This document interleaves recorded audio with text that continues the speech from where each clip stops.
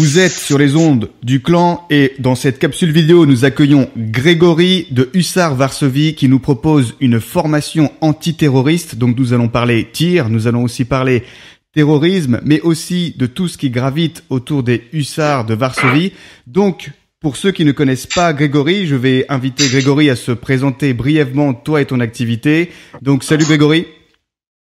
Salut Alex. Donc pour ceux qui ne te connaîtraient pas, qui es-tu et que fais-tu? J'ai 33 ans. Je me suis installé à Varsovie en 2012 pour des raisons fiscales et pour des raisons de qualité de vie. Et en 2015-2016, j'ai lancé des formations antiterroristes au début qu'on appelait plutôt des initiations à l'entraînement militaire, quoi. Et voilà, et maintenant ça décolle bien.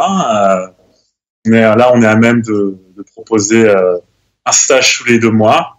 Donc, avant de rentrer dans le vif du sujet de ton activité, donc qui concerne tout ce qui est tir de défense, tir tactique avec une application antiterroriste et pour le citoyen prévoyant, on va dire pour les citoyens de base, pas forcément réservé à des opérateurs militaires ou étatiques, comme c'est souvent le cas lors de ces types de stages. Et j'aurais voulu connaître quelle est ta vision du survivalisme pour toi. Ma vision du survivalisme, le survivaliste, c'est Kenshiro, l'héritier du Hokuto Shinken. Voilà, c'est le survivant, le mec qui marche seul dans le désert et qui arrive à maîtriser des gars de 300 kilos qui font 3 fois sa taille. Donc c'est ça ma définition du survivaliste. D'accord, donc pour toi c'est plutôt une stratégie de solitaire alors. Bon, ça c'était pour l'introduction. Ma définition du survivaliste, on va dire. Donc là j'ai l'ouvrage de Piero San Giorgio. Oui. Donc c'est un peu la référence. Donc je vais un peu m'écarter de la description. Enfin même d'ailleurs, je pense que c'est un terme un petit peu galvaudé, quoi. Le survivaliste ne se définit pas comme survivaliste. Donc voilà, j'ai pas envie de forcément partager une définition un peu généraliste, un peu fourre-tout.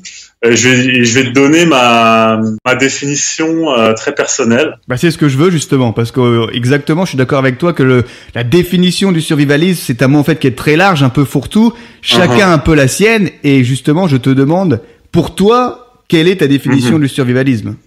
Alors pour moi, survivre, c'est avant tout de façon réaliste en 2018, c'est être capable de faire de l'argent, de générer de la valeur, quel que soit son environnement ou son cycle économique.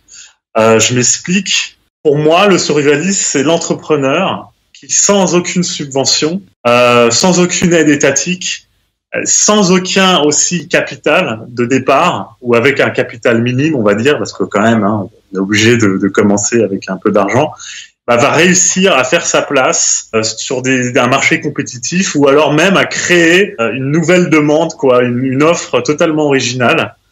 Et pour moi, c'est ça, être un survivaliste, c'est quelqu'un de créatif qui va prendre des risques bien calculés, quoi, hein, pas de la prise de risque stupide. Et qui va réussir à créer de la valeur à partir de rien, quoi, tu vois. Et ça, pour moi, c'est aussi ce qui définit les génies, c'est la créativité à partir du néant, quoi. Donc, ma définition du survivaliste serait l'entrepreneur, un petit entrepreneur. On s'en fout, hein, personne ne part avec des millions d'euros. Donc, un petit entrepreneur qui arrive à proposer des services innovants ou des produits innovants grâce avant tout à sa créativité et à sa finesse d'analyse du marché.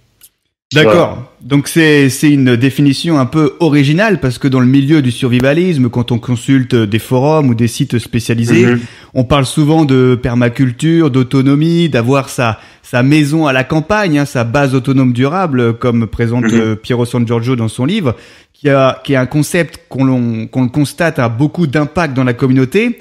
Mais c'est vrai que tu présentes une autre pièce plus réaliste de la facette de l'indépendance, c'est que c'est un peu dur d'être indépendant quand on est un subalterne d'une institution, d'un État, d'une institution, et qu'en fait on dépend directement de cette structure pour gagner sa vie, parce qu'aujourd'hui, qu'on le veuille ou non, il faut de l'argent, et il faut aussi de l'argent pour devenir indépendant. Si l'institution tombe, ou si la grande entreprise te vire, bon bah évidemment il y a des aides sociales, mais dans un univers où il n'y a pas d'aide sociale ou quoi que ce soit, bah tu tombes avec. Donc c'est pour ça, pour moi, c'est ça, ça me fait penser au livre de comment il s'appelle là, de Taïeb, Le Signe Noir. Le Signe Noir, où il t'explique qu'un chauffeur de taxi est en contact avec le marché, avec la demande, et qu'il est à même de s'adapter le jour au marché. C'est-à-dire que s'il n'a pas de clients tel jour, ça se répète le lendemain parce qu'il traîne sur ce secteur-là, bah tout de suite il va s'adapter et il va aller rouler près des clubs, je sais pas où, à Manhattan, quoi. Alors que le cadre dynamique qui travaille dans une banque, ou même pas, il donnait l'exemple d'un PDG, quoi, le mec qui était tout en haut, du jour au lendemain, il peut être catapulté s'il y a un crack ou quoi que ce soit, parce qu'il n'a pas d'indicateur et il n'est pas autonome en fin de compte. Il n'a pas les moyens il ne côtoie pas le danger directement, mais en même temps, comme il ne côtoie pas le danger, il n'est pas préparé à se retourner, à créer une solution à un problème, quoi. Donc voilà. Et tu revenais sur l'aspect réaliste. Moi, en fait, c'est par rapport à ta question. Moi, c'est mes problèmes à moi, quoi, mes problèmes existentiels. Je me demande toujours, est-ce que je suis à la hauteur? Est-ce que je suis capable de m'imposer sur un marché, un nouveau marché? Est-ce que je suis capable de démarcher des clients qui n'ont pas forcément pensé à suivre des cours de combat armé, par exemple? Donc, moi, j'ai vraiment mon inquiétude au jour le jour, c'est trouver ma compétitivité, quoi. Donc, moi, toute mon énergie passe là-dedans, et j'avoue, je ne pense pas à une pénurie à l'heure actuelle de nourriture, d'énergie. En tout cas, voilà, c'est juste mes préoccupations personnelles. D'accord, donc en ce qui te concerne, dans ta définition du survivalisme, dans la partie bien sûr autonomie, il y a une grande part d'entrepreneuriat et en fait de savoir créer de la valeur quelles que soient les conditions économiques, que ce soit des conditions économiques très favorables ou des conditions sociétales où on est obligé de troquer et quand même réussir avec des systèmes de troc à créer de la valeur et s'élever, on va dire, et dominer, on va dire. Parce que c'est vrai qu'on a souvent des discours très alarmants, très défaitistes, mais il n'y a pas de disparition énergétique ou de valeur. S'il y en a qui perdent de l'argent, il y en a qui en gagnent, quoi. Faut pas se dire le monde s'effondre, tout le monde y perd. Il y a des gagnants. À la Seconde Guerre mondiale, il y a eu des gagnants. Les États-Unis ont émergé en tant que première puissance. Il y a toujours des gagnants et il faut se faire en sorte de gagner, quoi, tout simplement. On parlait de Piero San Giorgio. Moi, ce qui m'a étonné, c'est que personne n'a posé des questions sur son expérience en tant qu'entrepreneur. Il a créé une entreprise de conseil, d'implantation pour des entreprises américaines. Moi, c'était pas mon rôle de poser des questions sur ses stratégies commerciales, ses stratégies de négociation. Moi, ça m'a étonné qu'aucun stagiaire lui ait posé de questions là-dedans, quoi. Parce qu'il y en a que je connais. Bon bah c'est dur, quoi. Ils doivent eux-mêmes faire de l'argent tous les jours voilà, Piero, ça reste quand même un grand entrepreneur, quoi. Donc voilà. Bah pour rebondir sur ce que tu dis, on a fait état de ça dans une précédente interview avec d'autres interviewés, mais c'est vrai qu'en fait, ce qu'on peut remarquer, c'est que l'argent, en fait, et faire de l'argent dans le milieu du survivalisme est quelque chose d'apparemment assez mal vu ou mal compris par la globalité des intéressés, puisqu'il y a aussi beaucoup l'état d'esprit de justement je veux sortir du système pour vivre sans argent, tu comprends?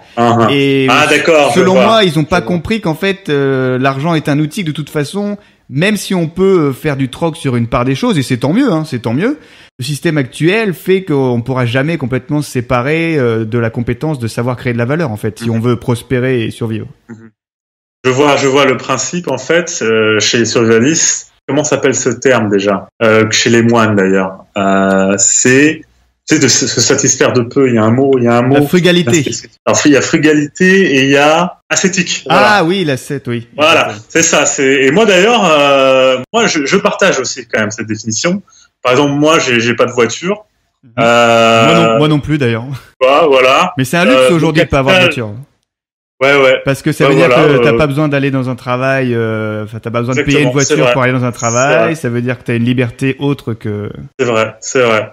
Et donc je partage, mais en même temps, je pense que moi je vois plus en fait comme aussi un indicateur de compétitivité, quoi. Tu vois, j'aime bien me dire, tiens, mon produit marche bien, parce que l'argent je m'en fous. J'ai eu la chance à 24 ans d'hériter, et j'ai tout placé dans l'immobilier. J'ai pas besoin d'argent. Et moi, par contre, j'ai envie de créer les meilleurs services possibles et des services qui n'existent pas, quoi, tu vois. C'est parce que justement, tu n'as pas à courir après l'argent que tu peux proposer aujourd'hui, une formation, hussard de tir. Et on en parlait juste avant, c'est que généralement, les gens de mon âge ont peur d'être grillés, quoi. C'est-à-dire, ils ont peur de prendre des risques. Ils vont se dire, tiens, si je fais ça, je suis mort.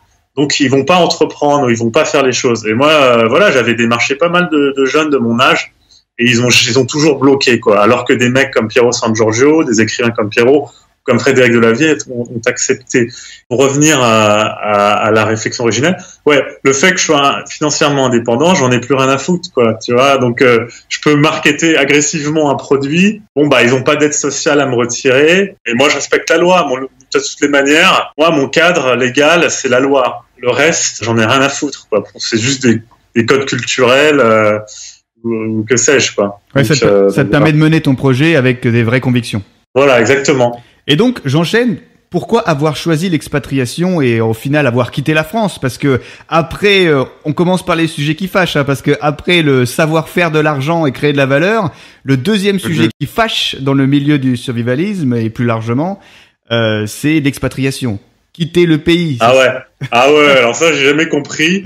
Surtout que souvent, moi, l'argument des nationalistes, c'est nous on combat et toi tu lâches le navire. Je trouve ça un peu de l'idéalisme, et ce sont des gens qui ne pensent pas de manière primitive et pratique, quoi. Quand tu es jeune, surtout quand tu es jeune, ton objectif c'est d'accroître ta puissance et d'être heureux. De rencontrer des femmes. Ce côté du combat imaginaire du bien contre le mal, t'en as rien à foutre, quoi, tu vois. Donc, moi, je suis allé en Pologne, je te le dis, premièrement, c'était pour les femmes. Parce que voilà, la Pologne, il y a de très belles femmes, il y a de très belles Ukrainiennes aussi. Voilà, c'est incomparable avec Paris, où les filles sont assez méchantes, ne sont pas très accueillantes. Donc voilà, pour moi, la Pologne, c'est avant tout les femmes. Et après, une autre raison, on en a parlé avant, c'est la dimension fiscale. Je voulais plus payer, je payais beaucoup d'impôts en France. Voilà, donc je voulais être plus relâche à niveau fiscal, et surtout il y avait Hollande qui arrivait au pouvoir en 2012, et moi je savais pas avec quoi il allait arriver, et ça m'a inquiété, quoi. J'ai vraiment, quand j'ai vu, je me souviens, c'était la nuit sur la place de la Bastille, putain c'était un bordel, franchement ça m'a fait flipper.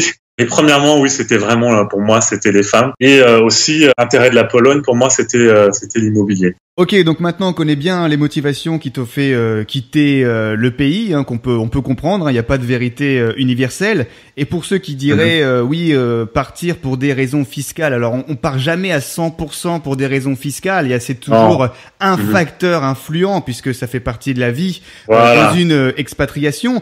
Mais rappelez-vous que si vous avez un état d'esprit survivaliste, moins vous payez d'impôts, mieux c'est. Donc tout le monde devrait faire en sorte de payer le minimum d'impôts possible, voire faire en sorte de jouer avec le système. Et ouais, comme dit Piero San Giorgio, payez-vous un fiscaliste. Il va vous faire un check-up et il va vous dire, écoutez, là tu fais ça. Moi, d'ailleurs, suite à sa conférence, j'ai payé un fiscaliste. Il est en train de totalement changer mon organisation dans l'immobilier, quoi. Et j'ai économisé beaucoup d'argent.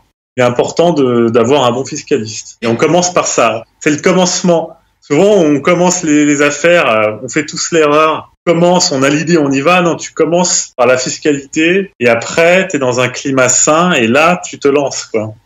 Exactement, et on n'est pas obligé d'être millionnaire pour consulter un fiscaliste. Exactement. Il n'y a pas besoin d'être millionnaire. Et je voulais aussi rebondir, tu me parlais de Paris. Oui. Pour moi, il y avait très peu d'intérêt d'être dans une ville, parce que je viens de Paris, je vivais en banlieue parisienne, et je suis né à Paris. Il n'y a aucun intérêt d'être dans un environnement avec des fortes charges, avec des services, enfin s'il y a un bon service au niveau transport, mais avec une qualité de vie et une sécurité qui vaut absolument pas l'argent que tu paies, quoi. Varsovie est une ville beaucoup plus sûre, beaucoup plus agréable à vivre, avec des parcs très agréables, avec une faible densité. Et je suis désolé, Paris est surévalué. Et à mon avis, le marché, là, surévalue Paris et il va y avoir petit à petit un nivellement, ou comment dire, une mise à niveau. Et moi, je suis certain que Varsovie, c'est une ville qui va s'apprécier dans les 10 prochaines années. Et tous mes investissements vont porter ses fruits parce que il n'y a rien qui justifie la surcote de Paris, si ce n'est un patrimoine historique, culturel, qui effectivement est là, mais qui ne contrebalance pas l'insécurité, la qualité de vie qui n'est pas vraiment, c'est vraiment pas agréable, quoi. Bah, ce que tu dis est intéressant parce que c'est justement, à force de discuter avec des gens, aussi des gens qui préparent ou qui se sont expatriés de mon entourage, c'est cette impression-là, c'est cette impression de payer beaucoup pour quelque chose qui n'en vaut pas ou plus la peine, et l'impression de se faire léser en fait. Exactement. C'est vraiment un facteur de motivation, d'expatriation. C'est comme si t'entretenais, tu vois, une gonzesse, quoi. Tu sais, c'était la plus belle du lycée, donc ça remonte à quelques années. Et là, tu te retrouves avec un gros boulet qui te sert à rien, qui t'aide pas. Et qui te coûte cher. Voilà, et qui coûte cher. Donc, moi, c'est vite fait. Et un survivaliste, il doit être pragmatique et prendre des décisions amorales. Hein. J'ai pas dit immorales, mais amorales. Et je suis désolé, si tu penses rationnellement, tu bouges, quoi, tu vois.